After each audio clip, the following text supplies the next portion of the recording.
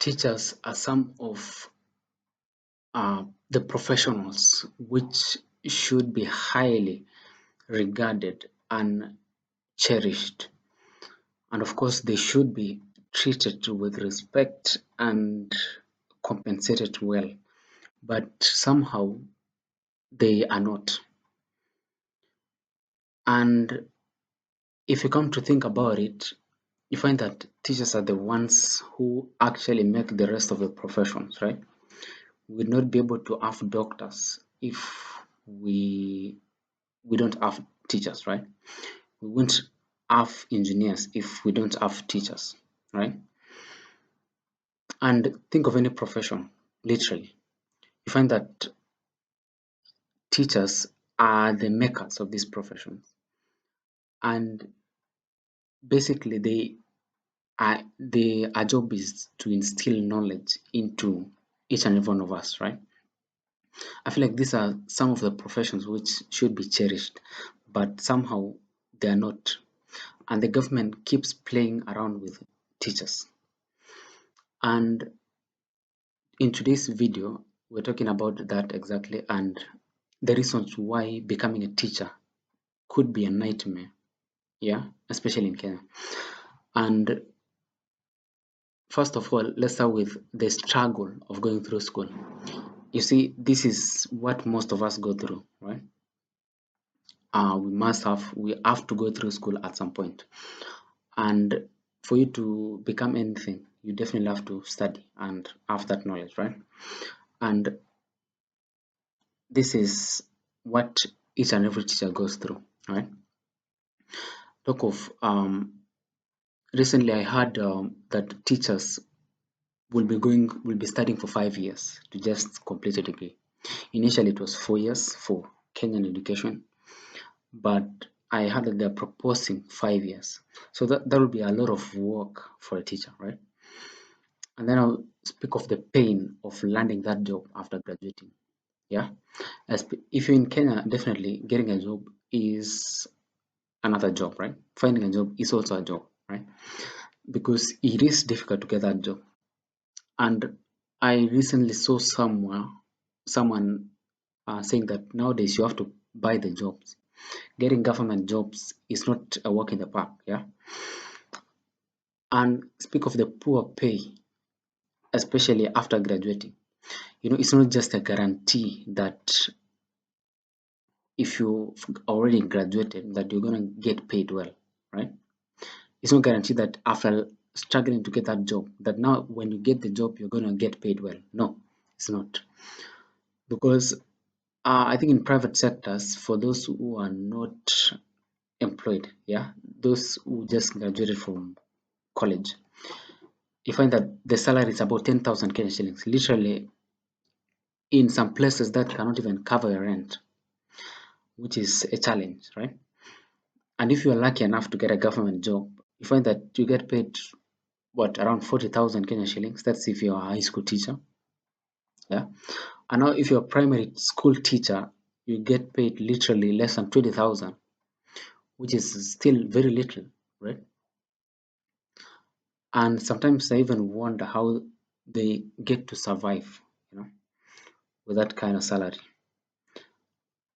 And to get that government job, you find that you could stay up to 10 years, yeah, of not having that job, right, of unemployment before you even get posted, right?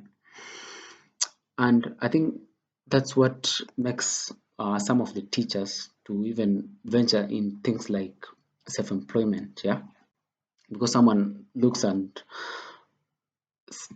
says to himself, instead of me waiting for 10 years, why don't I just do self-employment, start my own business, yeah, it is a challenge, definitely, because I saw I heard somewhere that you can pay up to 500,000, in just bribes to get that job, that government job, that will land you around 40,000, a month, which is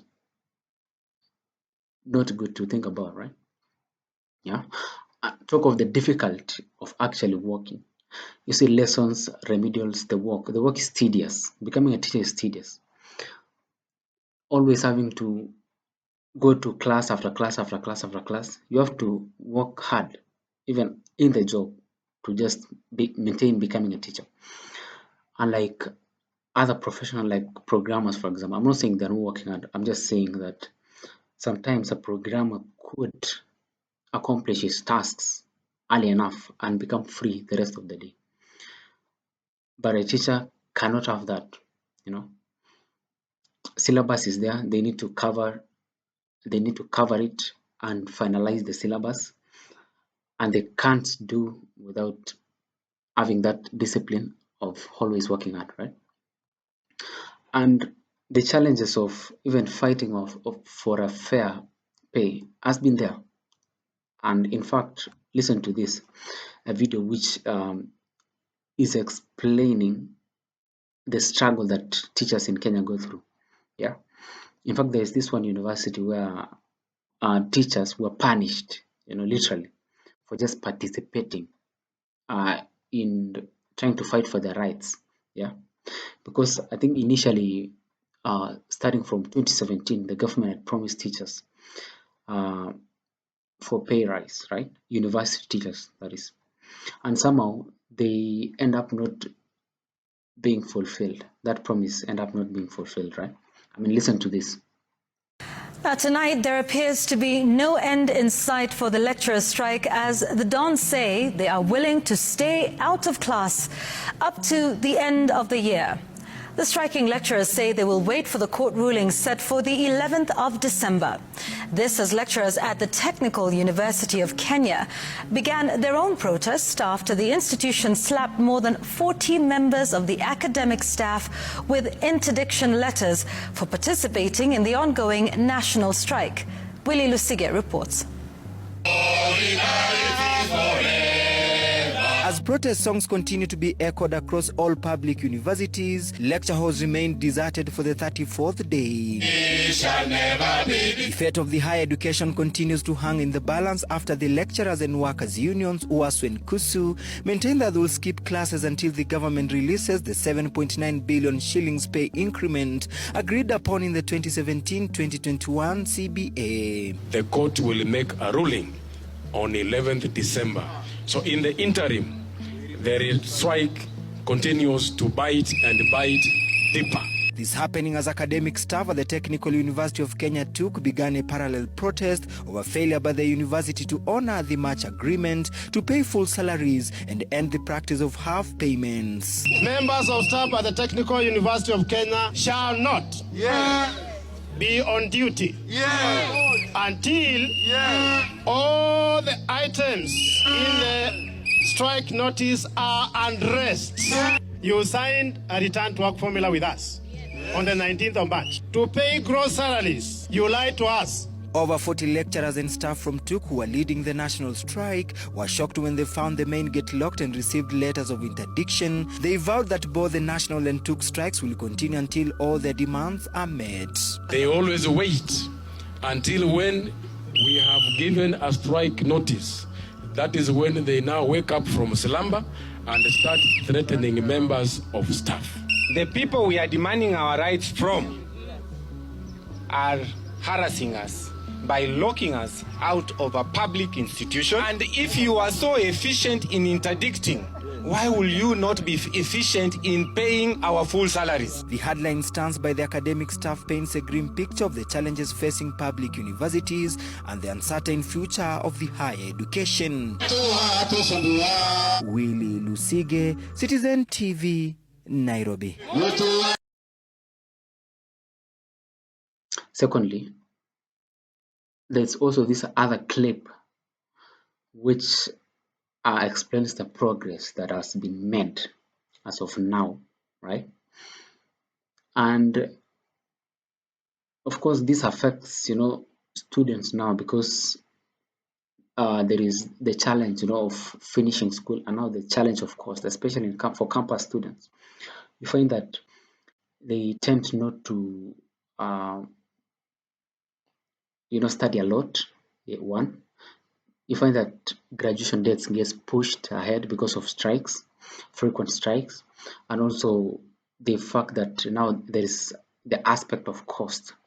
Because if you're in school and you're studying without, you're not studying, but you're spending, that means there's bills like rent, there's bills like food, groceries and stuff like that. So you find that you're spending without really receiving the value of education, which you went there in the first place, and you can't go back home, right? Because then you're not sure of when the strike will end, because you don't want to spend money traveling to your home and back again, right? In case the strike ends. So you find that students are in this dilemma, right? I mean, listen to this clip.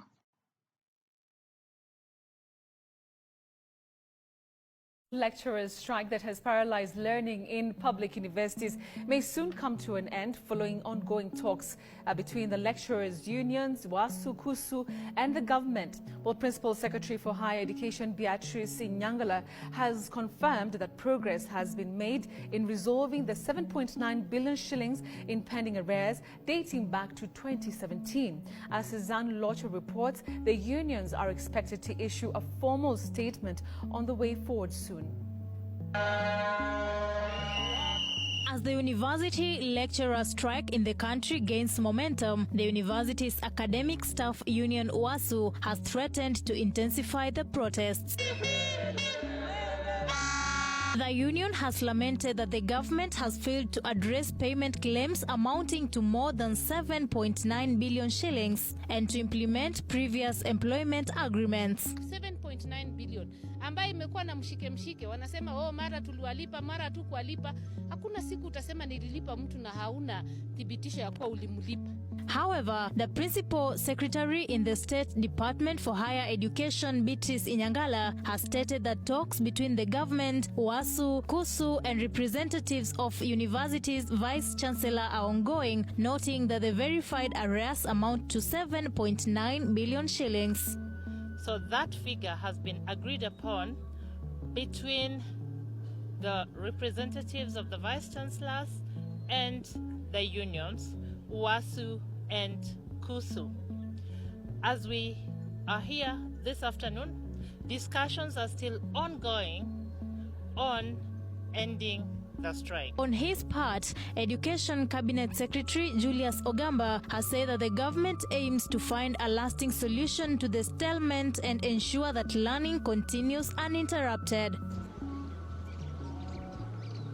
Ogamba has assured that students will recover the learning time lost during the strike period. The universities have been instructed that once there is a return to work formula, the time that has been lost by the students, the 5 or 6 weeks that have been lost, will have to be created. These extensions need to be done so that the students do not miss the programs or the studies that they were supposed to do within that period.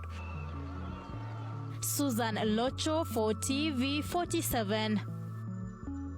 And now let's discuss solutions. Solutions to the problem, of having teachers unemployed and all these problems, right? One of the causes is the overproduction of labor in campuses. You find that there are few dignified jobs for teachers, but somehow there is overproduction of labor. Everyone wants to be a teacher. You go to the village, you find that parents advise their kids to go for education, right? Hoping that they are going to have a better future. And I'm not blaming them for this, because I think in most cases you find that in the villages, the most successful person in the village is a teacher. Yeah. And you find that every other parent wants their kid to be successful, like a neighboring teacher, right?